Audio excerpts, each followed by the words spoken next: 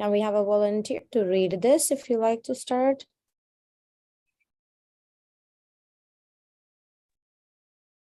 In answer to your question, O king, in the 7 days No. from here, Let's from here. Shukadeva gave the example of King Katwanga. Sorry, Vilas Manjari? Yeah, from here. Thank you. Sorry. Shukadeva gave the example of King Katwanga, who had gone to the celestial realms to fight the demons on behalf of the gods. After the gods attained victory, they asked Katwanga what benediction he desired. As a righteous king, fully conscious of life's prime duty, he inquired for how much longer he had to live. The gods told him he had only a moment in terms of celestial time. Although longer than a moment of earthly time, it was still a short duration. Thus, the king immediately returned to earth, where he surrendered to Krishna by the process of Bhakti Yoga. In answer to your question, O king, in the 7 days left of your life, you have time to both hear Srimad Bhagavatam and chant the holy name. Hearing will intensify your desire to attain Krishna's loving service. And then your chanting will bear the highest fruit. These two practices are all you require to achieve complete perfection. Parikshit remembered his childhood teacher, Kripacharya, telling him that whoever meditates on Krishna without deviation at the time of death is sure to attain him. This was surely life's greatest achievement and the final end of all misery.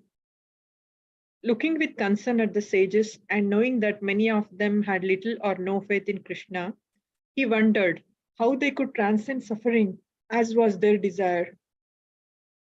Shukadeva noted the king's worried glance and said, regardless of whether or not one accepts Krishna's supreme position, to become free of suffering, including the fear of death, one must first become detached from material enjoyment.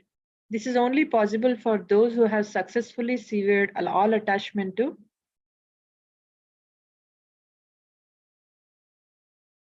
Let's pause here for a second.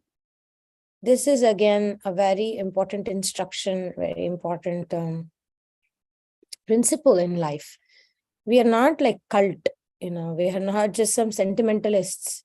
And Krishna is not some insecure narcissist who wants us to suffer if we don't worship him.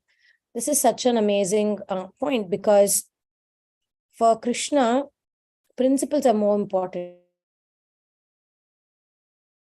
Personally, although he is a supreme personality of Godhead.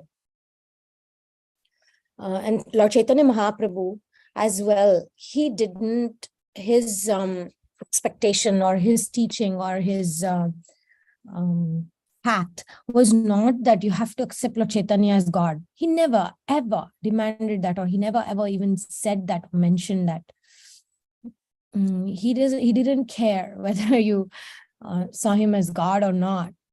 He just wanted us to be on the right path. And here it says, because, when we develop this fearlessness and detachment towards material enjoyment, automatically and naturally the bhakti can sprout, especially if we are in the sangha and the association of devotees. Whereas the opposite, even with the association of devotees, as Bhaktivinoda Thakur says, if we are cultivating material desires and chanting Hare Krishna and studying Srimad Bhagavatam, those material desires will become stronger and stronger and stronger.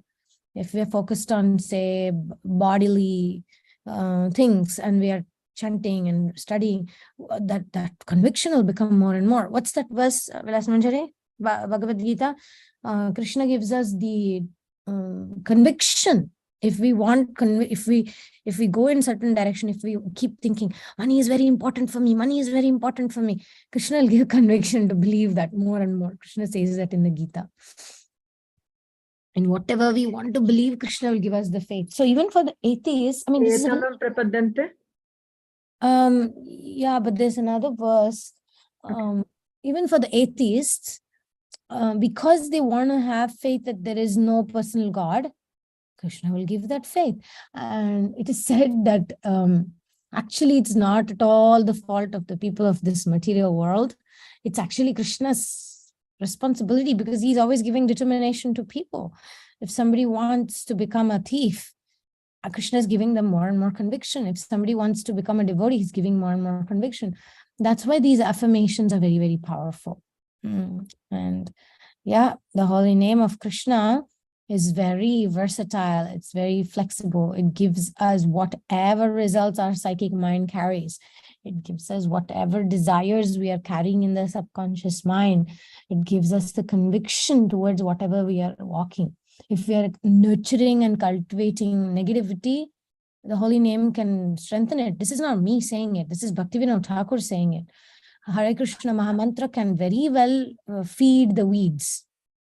Hare Krishna Mahamantra can very well cultivate and strengthen your pride, anger, fear, whatever the anarthas are.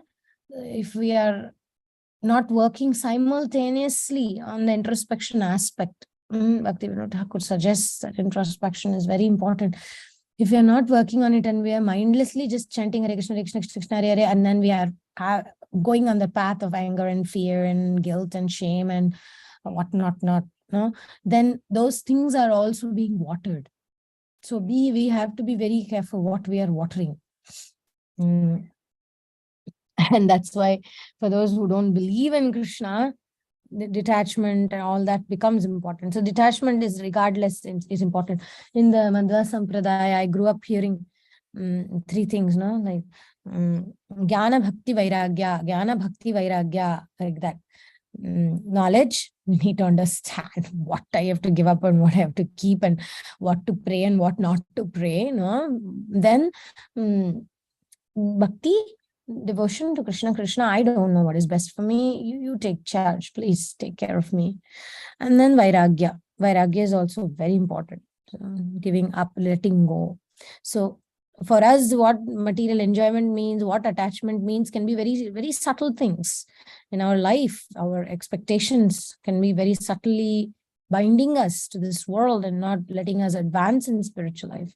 Any questions about this? I see some comments here. Yes, this verse. Thank you. Yo yam tanum bhakta shraddhaya chitamicchati tasya chalam shraddham tam eva vidha.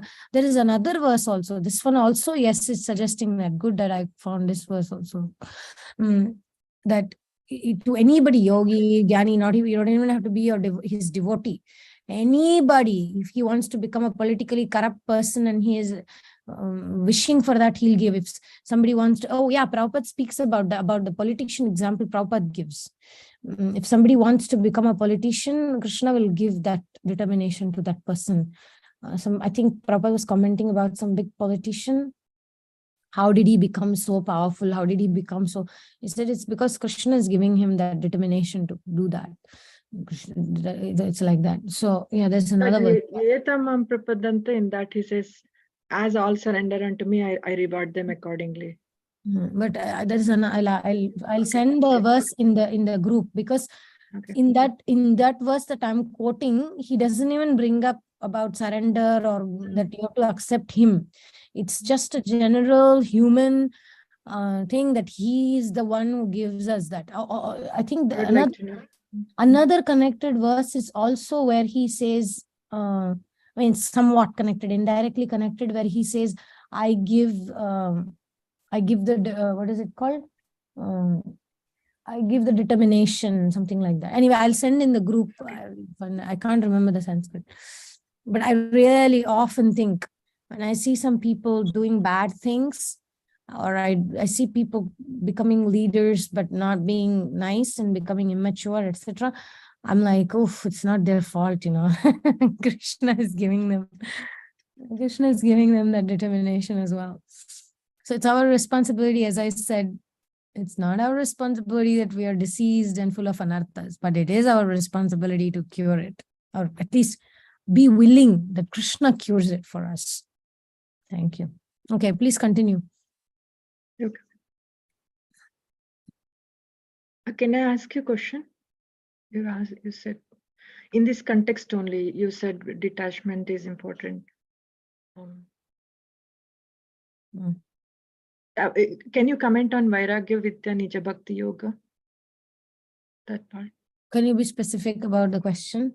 Because I really, I mean, I thought true devotional attitude, like that will automatically give detachment and knowledge, jnana, transcendental knowledge. That was my understanding, but I might have misunderstood wrongly. So I was thinking to hear yes, this in the this. process of bhakti yoga does purify us, and it does give us opportunities. As Bhaktivinoda Thakur says, it's a parallel thing. We cannot expect to chant, like we cannot just chant Hare Krishna and expect that our bathrooms will be cleaned. In other words, there are certain actions that needs to be done consciously, such as intentions, motivations. I'll give a very crude example here. We may all have met some devotees in positions of power, or some devotees who are admired, glorified. And we may see that, especially like maybe in administration, management or something, and they may carry an aura of me, like not kind of narcissistic approach. Even though maybe they're devotees, they're wearing a lot of masks. They're not actually in a mood of authentic thing. It's sad to see that, but also we can observe that maybe they have been chanting for decades, maybe 10 years, maybe 20 years, they're chanting, maybe they even give classes, etc. But when you meet with them and then you see that the way they speak, maybe the way they justify, maybe the way they treat the people who are under them, we may actually not notice that they're practicing the devotional principles. So when we say Vairagya Vidya Nija Bhakti Yoga, are we really practicing? Or are we just taking parts and doing, like, see, this question can be answered in terms of types of Enneagram. Now, 1, 2, 3, 4, 5, 6, 7, 8, 9. For a type 1, the perfectionist, the person who is very dutiful, the person who is very loyal, the person who always tries to do the right thing, they may see that everybody does in the same way, right? We all think Atmavan Manite Jagat. Purana says that we think that the world is like us. If I'm a thief, I'm thinking always, oh, somebody will steal from me. If I'm untrustworthy, I'm looking at somebody and thinking, oh, the others are also untrustworthy. Similarly, we may project our level of Krishna consciousness in others. So coming back to your point, yes, Bhakti Yoga does create opportunities for us for detachment, etc. But we can still cultivate material desires while performing Bhakti, while chanting Hare Krishna.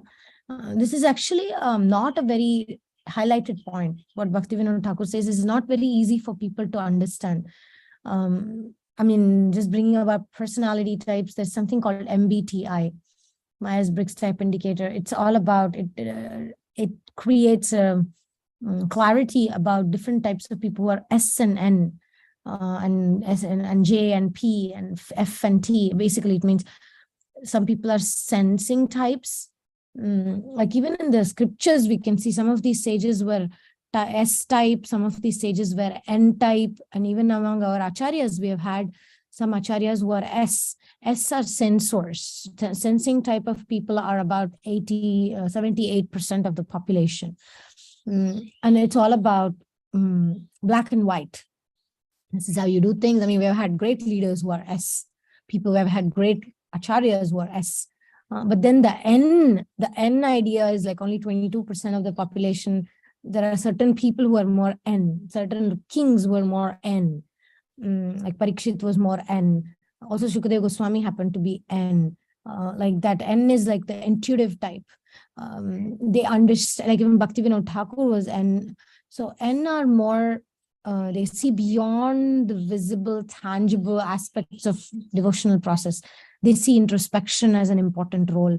They see that realizing our anarthas in a way like Raghunath Goswami speaks about in Manashiksha, observing our deeper hidden intentions, observing our dishonesty even in front of Krishna, All those things are not black and white. It's a very end concept. So this is not a teaching everybody is able to digest.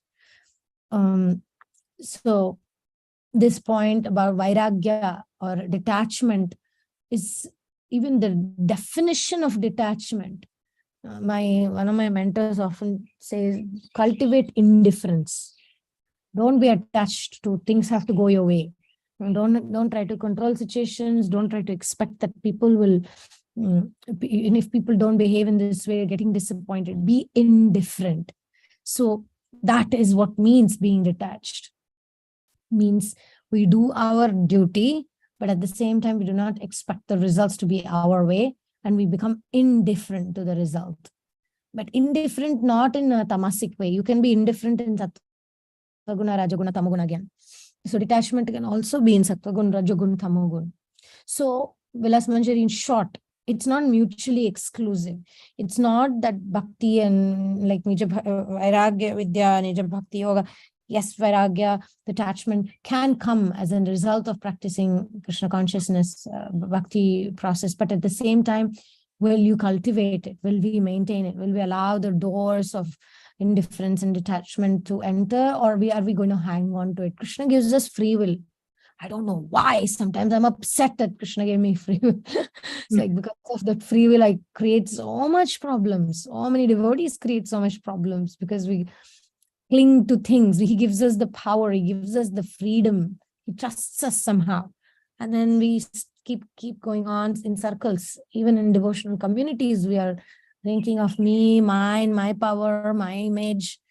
There is not vulnerability. Vulnerability is not considered as strength. Everything is about image. Oh, I cannot share my problems in the community, because they will judge me. And then there is no honesty there. You see what I'm saying? There is so much facade. There's so much hiding behind the image of who I am. No, we don't want anybody to know my weakness. We don't want anybody to figure out that I'm a pretender. We don't want anybody to know that I'm actually weak and powerless, but I'm actually posing myself as a devotee. I want everybody to believe me. So there's a lot of dishonesty even with ourselves. So detachment actually means, okay, this is who I am. I'm not pretending. I'm not showing off.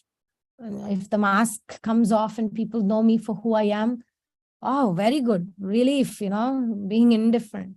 So your question can take us in so many directions. And look at Parikshit.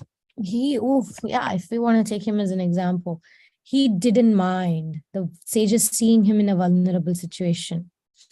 If he was only one of those narcissistic leaders, he would have either counter-cursed, done something to get rid of that curse. Oh, we have more comments. Let's read that.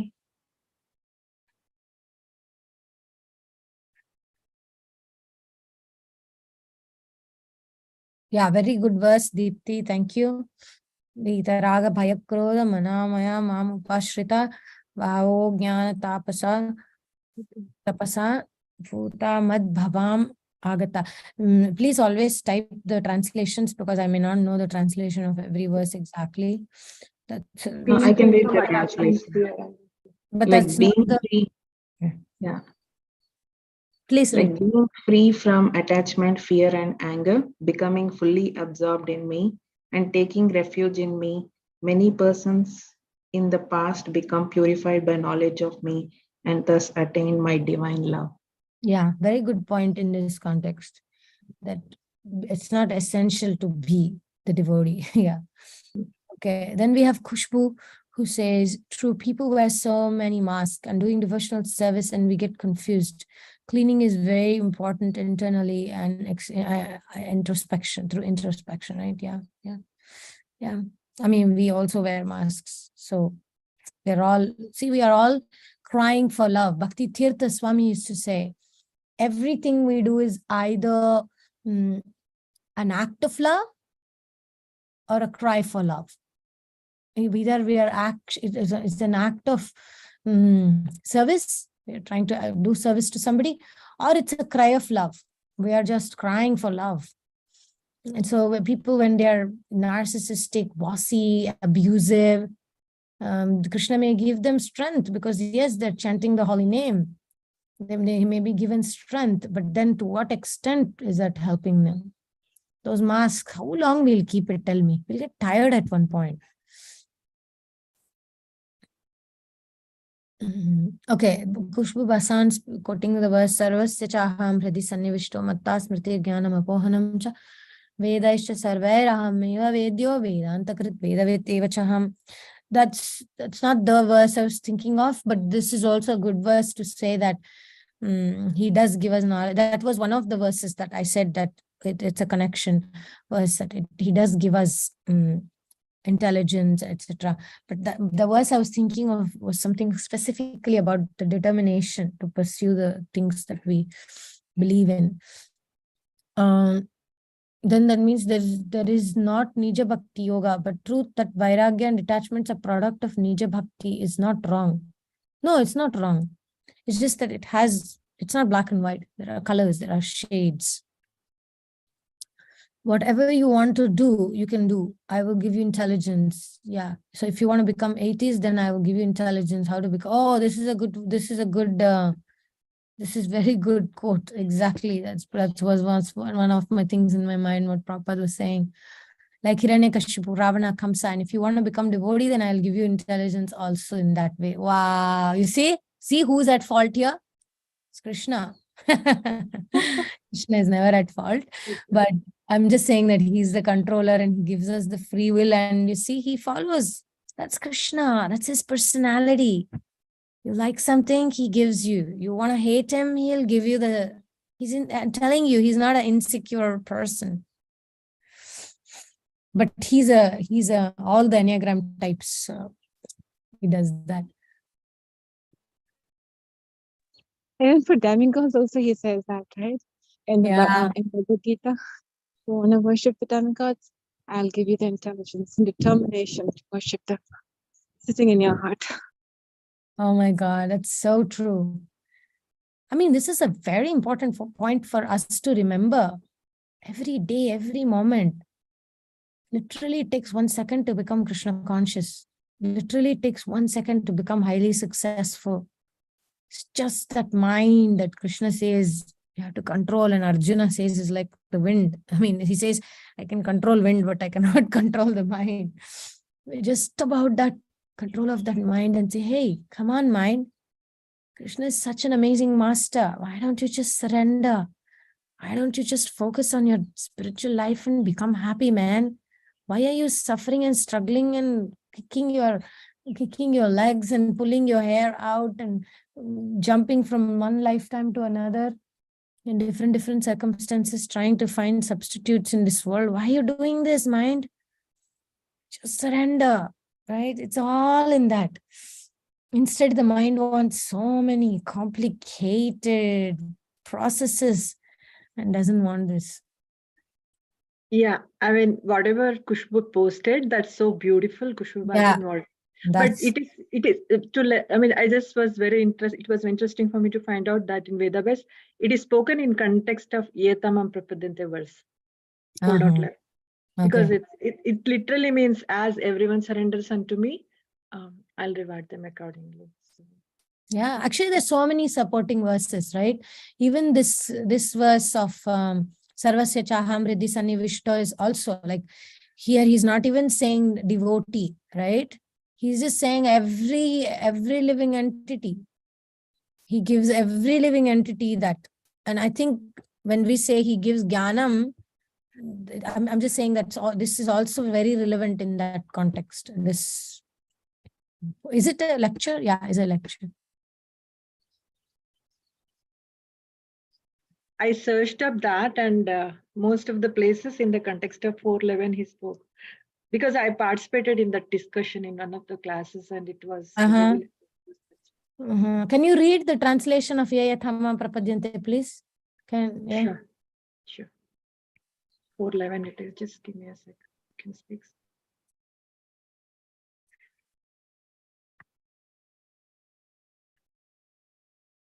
I mean, that is very perfect context for devotees, because we are chanting Hare Krishna, right? So, yes, we are surrendering. We are taking shelter of the holy name. Tamam prapadyan. We are, but then even there internally there are levels. Yeah. So as all surrender unto me, I reward them accordingly. Everyone follows my path in all respects, O son of Pitta.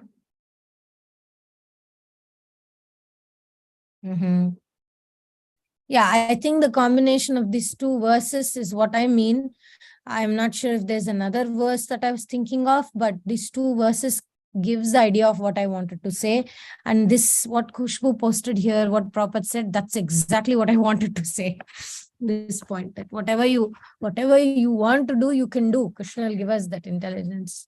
So if you want to become an atheist, then I'll give you intelligence how to become first-class atheist.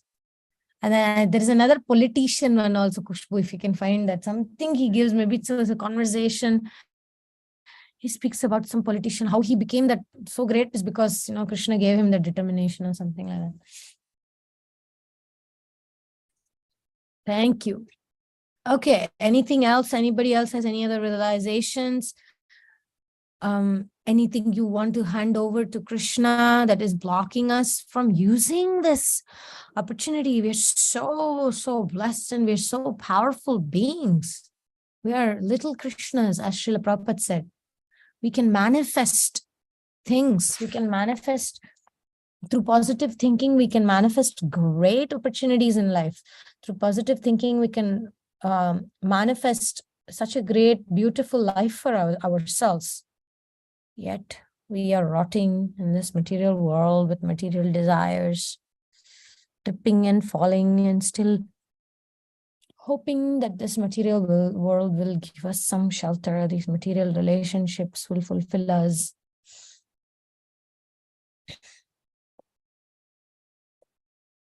So maybe we can just finish this here, this part. This is only possible for those who have successfully severed all attachments to their bodies and everything related to them, including their family members. Again, my dear friend, detachment and severed attachment doesn't mean that you stop earning for your family, you stop cooking for your family, you leave them and run away to some Himalayas. It's not like that. It's a very subtle, for a devotional person, it's a very subtle thing. In the circumstance, we develop indifference. In the circumstance, we walk away from our expectations like that. It's not necessarily running away. Running away is not necessarily glorified. Okay, there were murmurs of appreciation from the sages, most of whom had renounced family life. You see, they had renounced family life. In their case, it was literally about walking away, going away. But in today's day and age in Kali Yuga, and especially for women, I was presenting this point even on the other day during our Friday meetings, emotional maturity meetings. For women, there is not so much we can run away from. I have one of my friends and she was saying, I can't wait to shave up and wear white. And she has a small daughter. She's just got married and all that. And she's like, oh, I'm tired. I want to renounce. But the thing is, Yukta Vairagya principle is not about, see Vairagya, right? We were speaking about Vairagya. Then our principle is Yukta Vairagya. It's also utilizing our situations towards developing attachment for Krishna. We don't run away from using computer because, it's Maya or material. We use the computer for Krishna's service. So the detachment aspect, I'm saying this as an astrologer.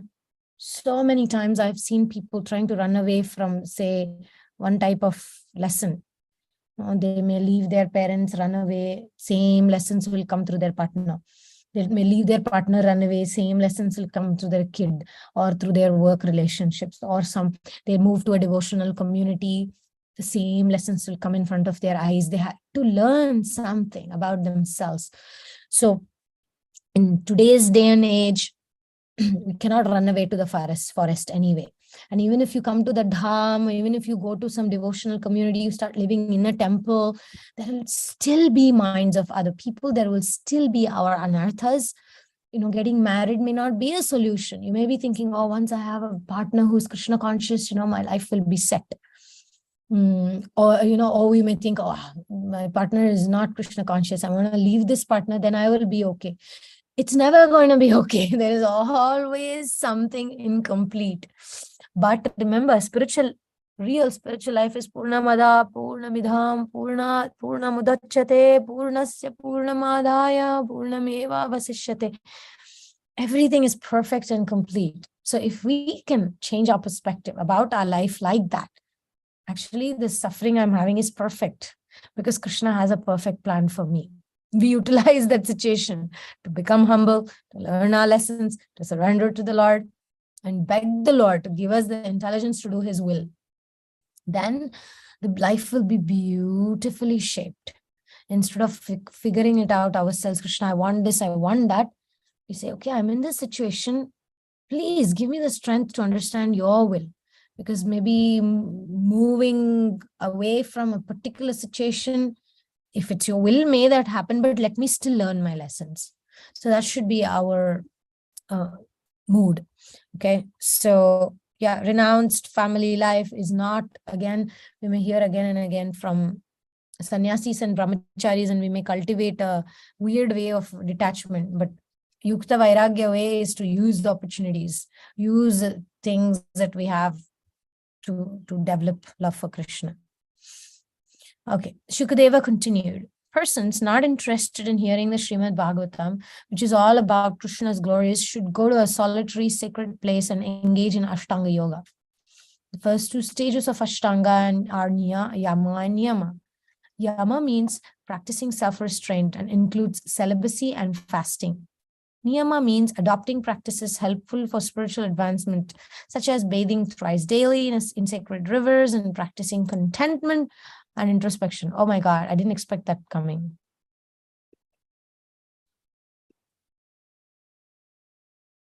See, contentment. Oof, contentment.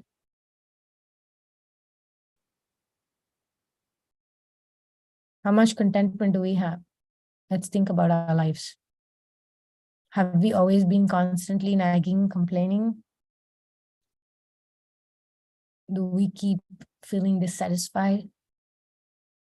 And if we do we introspect and see, it may not be the circumstances, it may not be the person, the people, it may be something internal.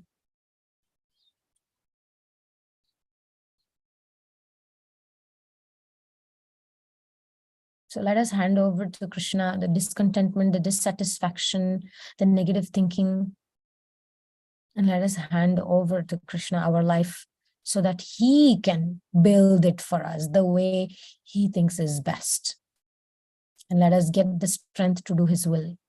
And let us sit down and introspect. Every time we get angry, let us see, okay, this person made me angry. This person did this, or didn't do this. How does it make me feel? It makes me feel really bad about myself. It makes me feel really low self-worth. And then we see, what is my responsibility in this situation? And then we see, my responsibility was I expected more respect. I expected that this person would understand me. I depended on this person to define my sense of self-worth. That's my responsibility. And then the fifth column we work on. What can I do to make this situation more productive? What can I do in this situation that will change this? Then this is the devotional process of introspection. We understand deeply what is causing us disturbance, and we do something about it. We don't just sit down and lament with discontentment.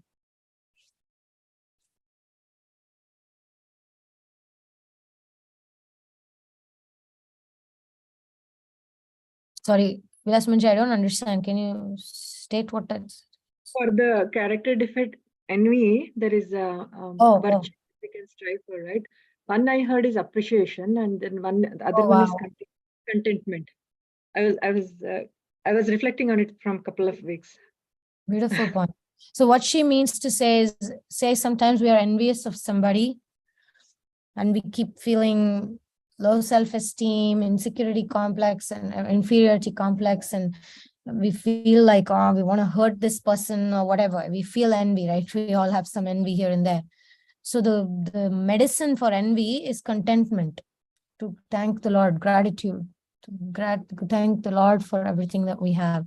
Then that character defect of envy will go away, will be cured. I like this. Yeah. Vilas Manjari, in case you have a list of what character defect and what is the virtue, if you have a list, you can post it in the Nityam Bhagavata Sevya group. Yeah, that would be nice for our introspection, because we need some guidelines. What I do is I journal every night, and to see, okay, what all I have been complaining about and what all I need to be grateful for. And I do like a honesty inventory about where I have been dishonest today, where I have been selfish today, where I have been fearful today, and where I have been resentful today. And then I ask Krishna, please remove all these things from my heart, because this heart is a temple for you. I don't want all this nonsense garbage in my heart. Please, Nashingadev, remove all these character defects. But what Vilas Manjari will share will help you to introspect similarly and make notes. Every night you can do an inventory. So you can practice that cleansing. We can't, automatically cleansing is not going to happen. You have to like pull out the weeds consciously. Otherwise, yeah, we are chanting, but who knows what we are strengthening.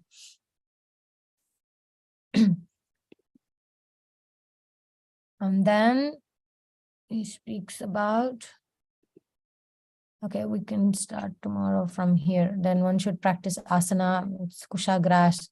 He's giving all those. Yes, she will. Yeah, she'll send it. Then Shukdev Goswami is going to say all kinds of things like sit on the kushagras and all that, which for us will be like, what? Okay, any other question? Any last questions for today? Any realizations, any affirmations?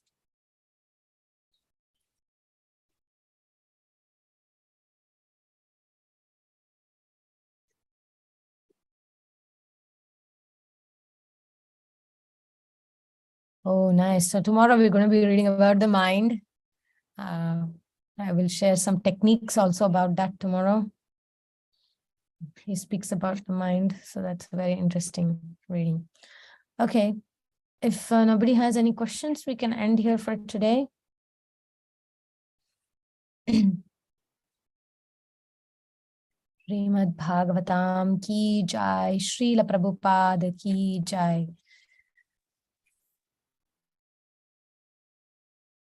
Hare Krishna. See you this evening. See you in like 12 hours for those who will attend Krishna Connection meetings. Otherwise, see you tomorrow.